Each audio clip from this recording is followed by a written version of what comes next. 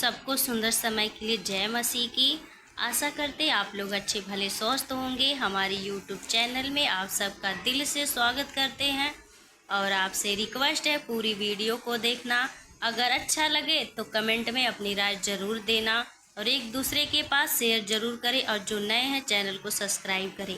आइए हम वचन में जाएंगे, ज़्यादा देरी लेते हुए नहीं। तो प्रभु का वचन कहता है, लिखा है मत्ती के 4:1 में, तब आत्मा यीशु को जंगल में ले गया ताकि इब्लिस से उसकी परीक्षा हो। हालेलुया। जब प्रभु यीशु मसीह 40 दिन 40 रात उपवास में थे तो कहा कि आत्मा उसे जंगल में ले गया ताकि क्या करे, शैतान उसकी परीक्षा कर सके। वह 40 दिन 40 रात निराहार रहा। तब उसे भूख लगी। तब परखने वाले ने पास आकर उससे कहा कि यदि तू परमेश्वर का पुत्र है तो कह दे कि ये पत्थर रोटियां बन जाए। हालेलुया। प्रभु का वचन कहता है कि शैतान ने तब कहा यीशु से कि यदि तू परमेश्वर का पुत्र है तो कह दे कि ये पत्थर रोटियां बन जाए। यीशु मसीह ने अब क्या उत्तर देते हैं, आइए हम पढ़ते हैं। यीशु ने उत्तर दिया, लिखा है मनुष्य केवल रोटी ही से नहीं परंतु हर एक वचन से जो परमेश्वर के मुख से निकलता वे जीवित रहेगा। आमीन। हालेलुया। तो मेरे प्यारे भाई बहनों, एक बात कहना चाहते हैं आपसे कि जब आप उपवास करते हैं तो आप ये नहीं है कि आपके जीवन में परीक्षाएं नहीं, जब उपवास करते हैं तो आपके जीवन में बहुत बड़ी परीक्षाएं आ सकती है। हालेलुया।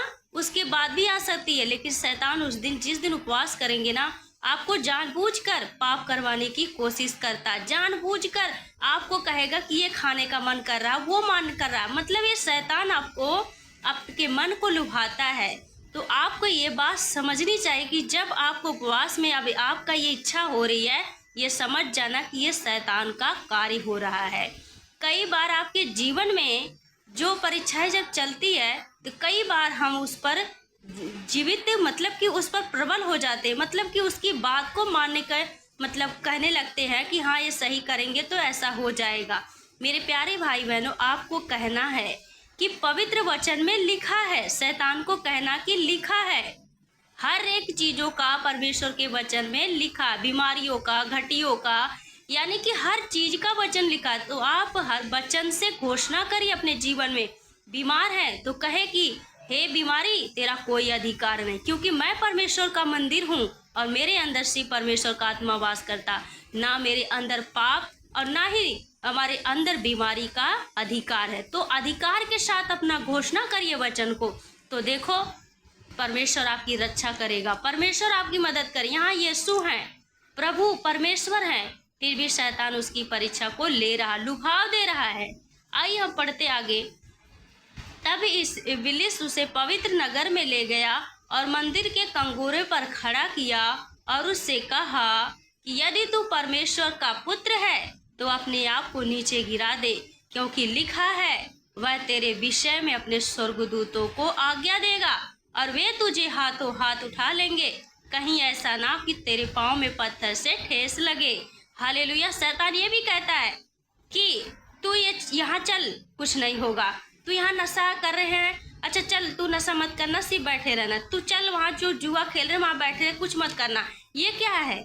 ये जो है वो परमेश्वर, वो शैतान आपको गिराने की कोशिश कर रहा है। तो आपको कहना कि नहीं, परमेश्वर के वचन में लिखा है कि जैसे मैं पवित्र हूँ वैसे तुम भी पवित्र बनो।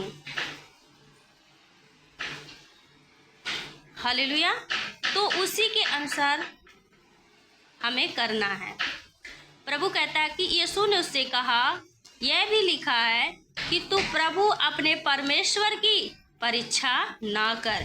प्रभु कहता है कि तू प्रभु, उससे कहा कि यह भी लिखा कि तू प्रभु अपने परमेश्वर की परीक्षा ना। कई बार शैतान क्या करता है, आपको कहता है कि आग में गिर जा, पानी में गिर जा। ये होता है परमेश्वर की परीक्षाएं होती जो हम करते हैं। तो ये नहीं कहना कि अरे परमेश्वर ये बीमारी आपसे नहीं हो सकता, मैं डॉक्टर के पास जाता हूँ, ये करता है। कई बार आप जो है परीक्षाएं करते हैं, लेते हैं परमेश्वर की, लेकिन वो हमें नहीं करना है। हमें कहना कि लिखा है कि तू अपने परमेश्वर की परीक्षा नहीं करना। हम अपने परमेश्वर की परीक्षा नहीं ले सकते।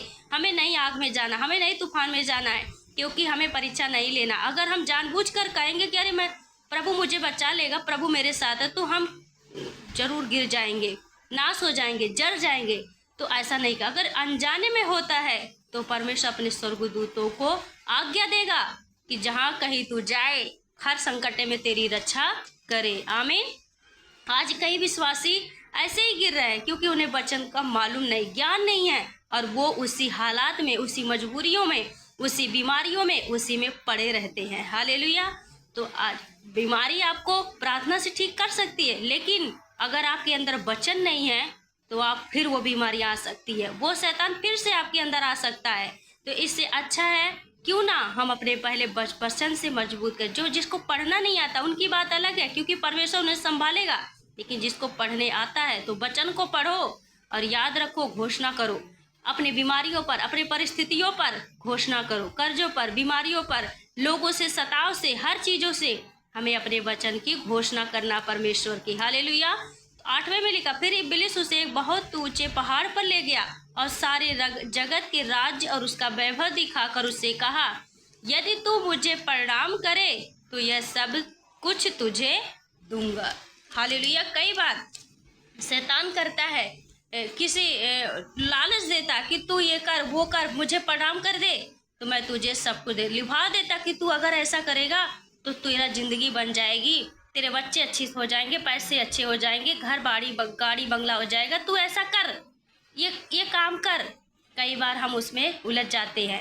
तो प्रभु कहता है कि तू प्रभु अपने परमेश्वर को प्रणाम कर, केवल उसी की उपासना कर। यीशु कहता कि तब यीशु ने उससे कहा, हे शैतान दूर हो जा, क्योंकि लिखा तू प्रभु अपने परमेश्वर को प्रणाम कर, केवल उसी की उपासना कर। हालेलुया। तो हमें केवल अपने परमेश्वर की उपासना करनी है, ठीक है, और किसी की नहीं, शैतान की नहीं, धन दौलत की नहीं, लोगों के लालच की नहीं, किसी के घर का, किसी को घोड़ों का, हमें ये सब नहीं करना। हमें सिर्फ अपने परमेश्वर को उपासना करनी है, उसी को प्रणाम करना है। कहना प्रभु कहता ना, आकाश के पक्षियों को देखो, ना बोते ना काटते हैं, फिर भी स्वर्गीय पिता उन्हें खिलाता है। तो हम उनसे मूल्यवान है, उनसे बढ़कर है, तो हमें प्रभु खिलाएगा, आपको खिलाएगा।